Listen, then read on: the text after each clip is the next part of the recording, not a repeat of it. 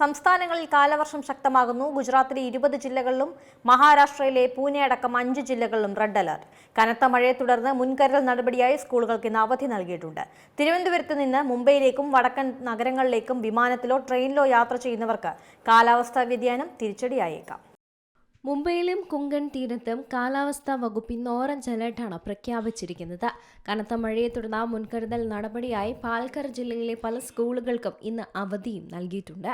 തിരുവനന്തപുരത്ത് നിന്ന് മുംബൈയിലേക്കും വടക്കൻ നഗരങ്ങളിലേക്കും വിമാനത്തിലോ ട്രെയിനിലോ യാത്ര ചെയ്യുന്നവർക്ക് കാലാവസ്ഥാ വ്യതിയാനം തിരിച്ചടിയായേക്കും. യാത്ര തുടങ്ങുന്നതിന് മുന്നേ സമയക്രമം പരിശോധിക്കുന്നത് വഴി വഴിയിൽ കുടുങ്ങിപ്പോകുന്നത് ഒഴിവാക്കാം. മഴ ശക്തമാകുമ്പോൾ മുംബൈ വിമാനത്താവളത്തിലെ സർവീസുകൾ പലപ്പോഴും വൈകാറുണ്ട്. കാഴ്ചപരിധി കുറയുന്നതും വിമാനങ്ങളുടെ തിരക്കും തിരുവനന്തപുരത്ത് നിന്നുള്ള സർവീസുകളെയും ബാധിച്ചേക്കും. ബാംഗ്ലൂരു കൊച്ചി വഴി കണക്ഷൻ ഫ്ലൈറ്റുകളിൽ പോകുന്നവരും വിമാനങ്ങളുടെ സ്റ്റാറ്റസ് കൃത്യമായി പരിശോധിക്കണം. പല എയർലൈനുകളും നിലവിൽ സൗജന്യമായി ടിക്കറ്റ് റീഷെഡ്യൂൾ ചെയ്യാനുള്ള സൗകര്യം നൽകുന്നുണ്ട്. വിമാനത്താവളത്തിലേക്ക് തിരിക്കും മുമ്പ് എയർലൈൻ ആപ്പുകൾ പരിശോധിക്കുന്നത് നന്നായിരിക്കും. വിമാനയാത്ര മാത്രമല്ല, പശ്ചിമഘട്ടത്തിലൂടെയുള്ള ട്രെയിൻ യാത്രകളും വെല്ലുവിളിയാണ്. കൊങ്കൺ മേഖലയിൽ മഴ കനത്താൽ പാളങ്ങളിൽ മണ്ണിടിയാനുള്ള സാധ്യതയുണ്ട്. തെക്കൻ കേരളത്തിൽ നിന്നുള്ള ട്രെയിനുകളിൽ യാത്ര ചെയ്യുന്നവർ നാഷണൽ ട്രെയിൻ എൻക്വയറി സിസ്റ്റം വഴി വിവരങ്ങൾ തിരക്കണം. തെക്കൻ ഗുജറാത്തിലും മഹാരാഷ്ട്രയിലും മഴ കനത്തതോടുകൂടി കേരളത്തിൽ നിന്നുള്ള ട്രെയിനുകൾ വഴിതിരിച്ചുവിടുകയാണ്.